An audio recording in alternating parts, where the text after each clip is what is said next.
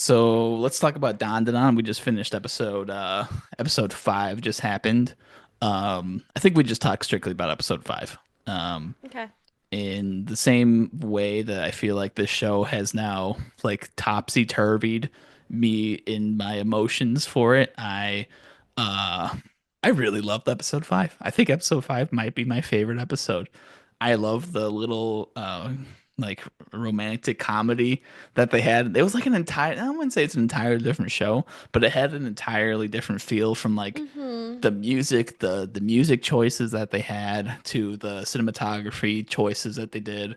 I think that it was directed very well. It had like a Ben Stiller romantic comedy kind of feel to it, where it was like we could Yeah, like like an like old we school rom-com. like we had the dueling perspectives between Momo and Colt Coon. Like, oh, she hates me. Oh, he must hate me. And it was just such. It was like, oh man, just talk. The entire time. Like, oh, you stupids. The entire like first half of this episode was just so fucking good. It was so fucking. It was right up my alley of just.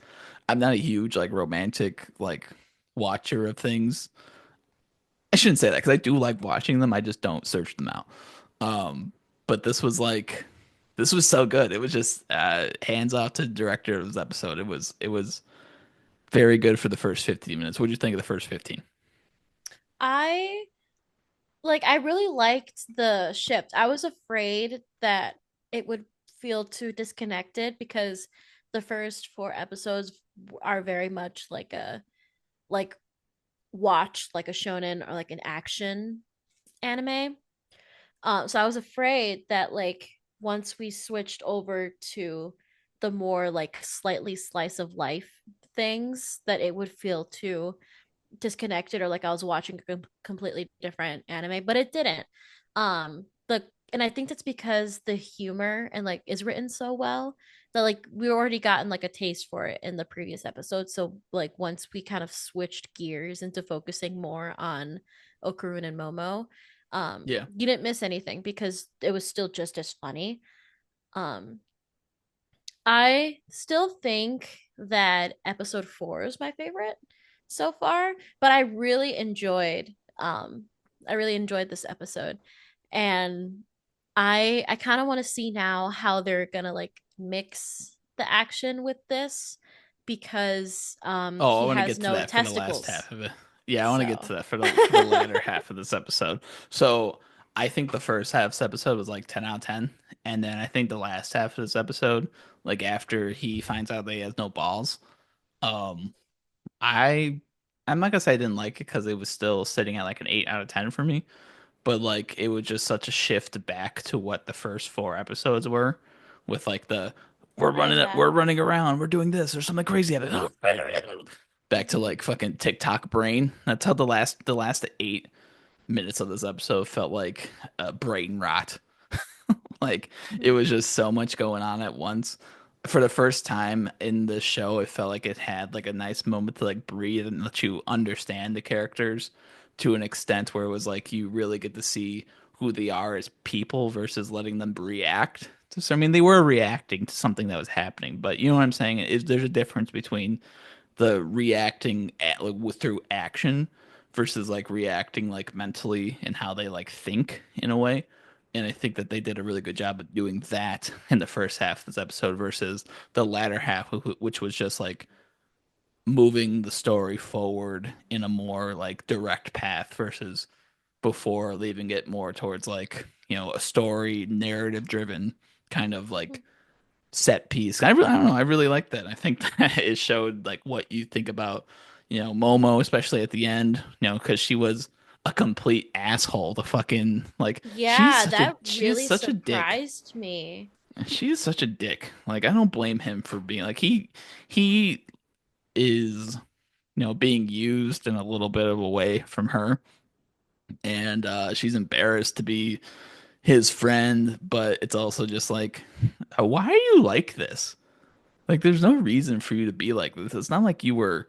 She wasn't set up as like they kind of did in this episode, like where she's like set up to being like a cool character, or like not cool character, but like a cool person in terms of like popularity.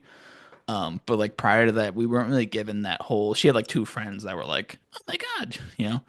But it was Hmm. like kind of crazy in high school that all her friends were like, "Yo, that was fucked up of you." That might be the first like high school show that I watched where like the friends were the ones who were like, "That's fucked up, man. Why are you so mean to that dude? You didn't need to do that shit." And then it immediately went back to like, "Oh yeah, no, this is high school," where the fucking girl was like, "I let him think about me for a little bit," and then she defended him, and I was like, "Make up your mind." I was like, oh, It's she's like, jealous. I was like, ooh. eh, I'm like, I know we all know that she likes him, right? We know this. We understand it. It's just like, don't be a fucking asshole to the dude who like you know that he's I don't know. It builds into the whole she needs to change as a character, you know. Yeah, it's her character development. But I didn't like that either. I was like, oh my God, why are you you were like his best friend for like 4 episodes prior, and now you like hate his guts. Yeah, so I was like, dude, whatever. That's why like I didn't really like the ending of the episode. I know that he needed to be like, I have no balls, so we need to figure this out. So like I understand the threat of not having balls. I love how he was like, I just saw my shaft and that was it. I didn't know. I was like, you know what? That's fair. That's fair. Okay. So then we get to the cat who is Turbo Granny. Um, Yeah, I was not expecting that. okay, I'm gonna say it right now. I don't like that the cat has like the old granny voice at all. I hate that. I think that the cat should be a cute little cat voice. Um, Yeah, you know what? I do kind of agree with that. Like when I seen like the ending or like pictures of it, I expected it to have like for those of us that have watched Fairy Tale, I expected the cat to kind of have like Happy's voice, like a very high pitched, like cute, almost semi squeaky voice. yeah. Um I just I didn't like that. I know it's my own head, my own expectations of what I thought it would be. And like I don't want that to ruin things for me when I watch shows. Like and it's not going to be what I think cuz if it were then I wouldn't be here sitting here doing a podcast. I'd be making things. But it's like, I personally I think animals should have the cute voice, not be like yeah yeah yeah. I like to dangle the balls. Like, no, shut up. No, no, don't do that. Because then the grandma's voice and her voice almost sound kind of too similar. So it was like when they were talking, it was like I couldn't really differentiate. I mean, I could because I was paying attention, but like I couldn't like if you were to play this to me and I didn't see the screen, I would be like, why are they talking to each other? So like there's two of the same voices that I don't really like, and they're going to be interacting with each other a lot. So we'll see how that goes going forward. But yeah, I definitely was expecting the cat to either have like a Simon voice from like um Sabrina, the teenage witch, oh, mm-hmm. which rest in peace that guy, by the way, the Frank guy who voiced him. He also did the English dub of Frankie in One Piece, and he just died Oh. recently. He just died Oh like a day or wow. two ago. Yeah, so R.I.P. him. Yeah. Um, but yeah, I was expecting that kind of voice for the cat.